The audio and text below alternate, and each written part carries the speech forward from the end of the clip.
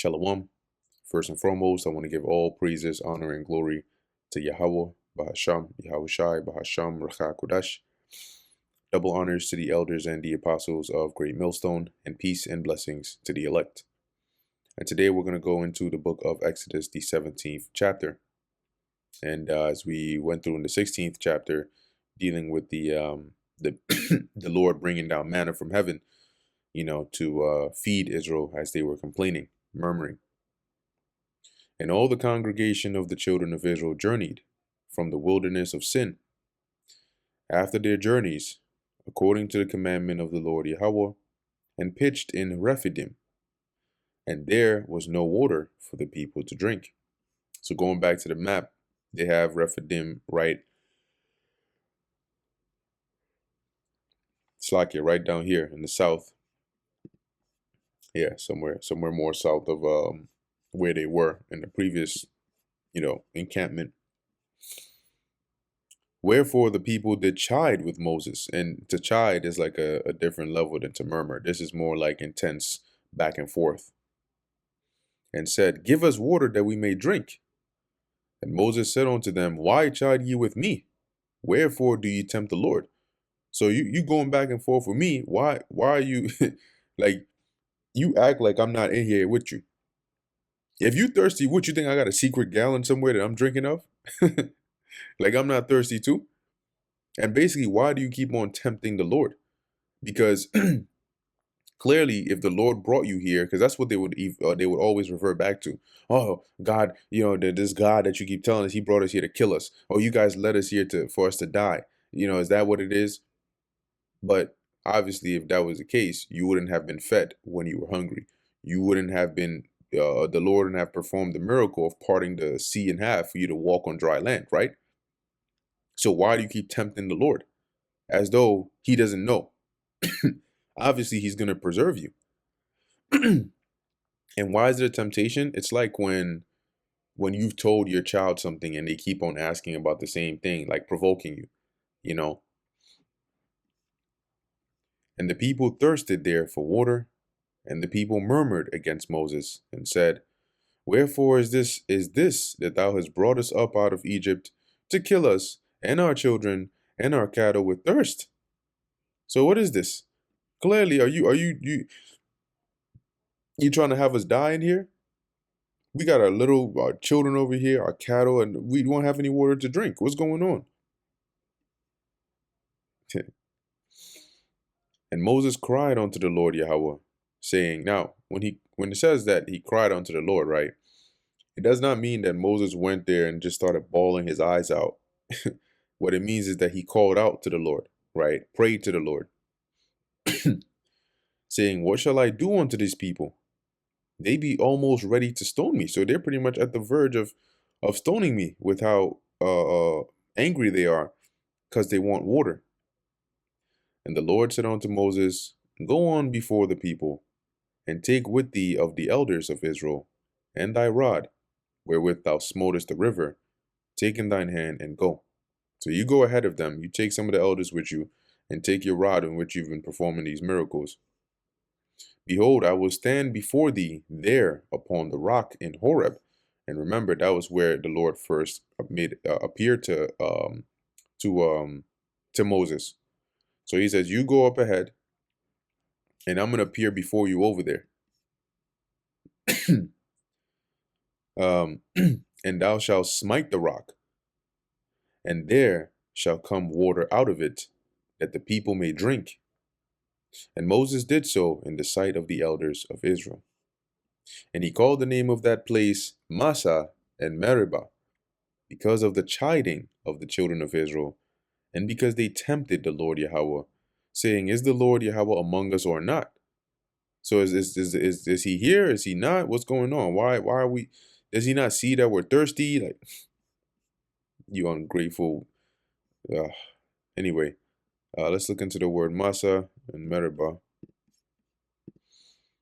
Massah or Massah, it says temptation. And then you have here Meribah, Mara Yabai or Yabah is strife or contention.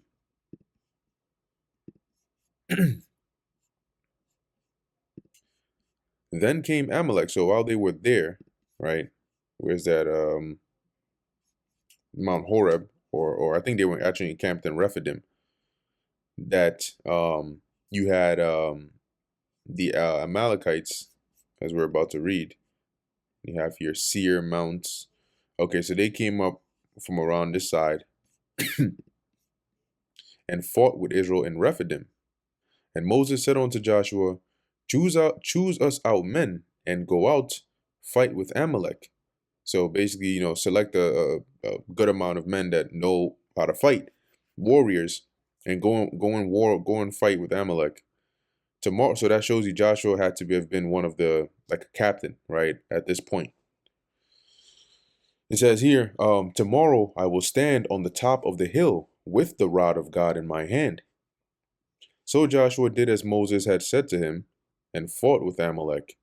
And Moses, Aaron, and Hur went up to the top of the hill. Now I believe Hur was the husband of Miriam.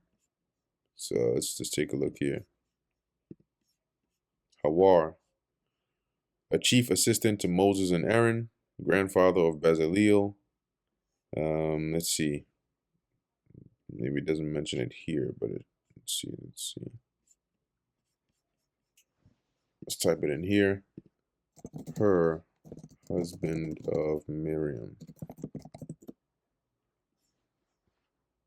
Yeah, it says here, Hur was the husband of Miriam, though the Bible itself doesn't explicitly state this, instead identifying her as a leader alongside Aaron, while rabbinic sources also suggest that he was, okay, that's pretty extreme. But as we read it, my memory might be playing with me, but I think there's a part in there where you can put the pieces together. Though it is in the book of Josephus that's what it says there. So some information for you. Do with it as you see fit. But in any case, we'll go with her being one of the assistants of Moses. It says here, and it came to pass when Moses held up his hand that Israel prevailed, and when he let down his hand, Amalek prevailed. So as Joshua and the Israelites went to war against the Amalekites, the course of the battle was determined by the positions of Moses' hand, as he held up his hand with his holding the rod, and every time his hand will come down, Amalek will start to win, and every time his hand will go up, Israelites will start to prevail in this battle. But Moses' hands were heavy, because war isn't, when you're battling, that's not a 5 to 10 minute thing. So his hands eventually started to get tired. And they took a stone and put it under him, and he sat thereon. And Aaron and Hur stayed up his hands, the one on the one side, and the other on the other side. So they kept his hands up. And so he wouldn't have to exert energy to do so. They would just hold it up. And his hands were steady until the going down of the sun.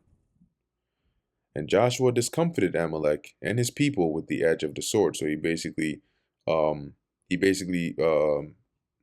defeated them. And the Lord Yahweh said unto Moses, write this for a memorial in a book, and rehearse it in the ears of Joshua. For I will utterly put out the remembrance of Amalek from under heaven. So the Lord said, make note of this, okay? Because and that's why when you go to the time of Saul, the Lord told Saul, go and exterminate the Amalekites, because I remember what they did. And Moses built an altar and called the name of it Jehovah Nissi, which when you go into that word, it's not Jehovah. The name of the Lord is Yahweh. But it says here, Yahweh Nasayah, which is Yahweh is my banner, as you get the word Nas, which goes into that.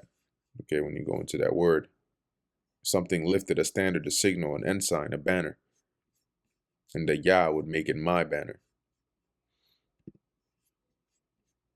So back where we were, verse 16, for he said, because the Lord Yahweh hath sworn that the Lord will have war with Amalek from generation to generation. And usually in war, you had your bannermen, which would carry, that flag to show on what side, or who you were. It represented you, right? And so here the Lord was declaring that war with Amalek from generation to generation. And that brings us to the end of the book of Exodus, the 17th chapter. Lord willing, that was edifying to the elect. In closing, I want to give all praises, honor, and glory to Yahweh, Bahasham, Yahweh Shai, Bahasham, Racha Kodash. Until next time, Shalom.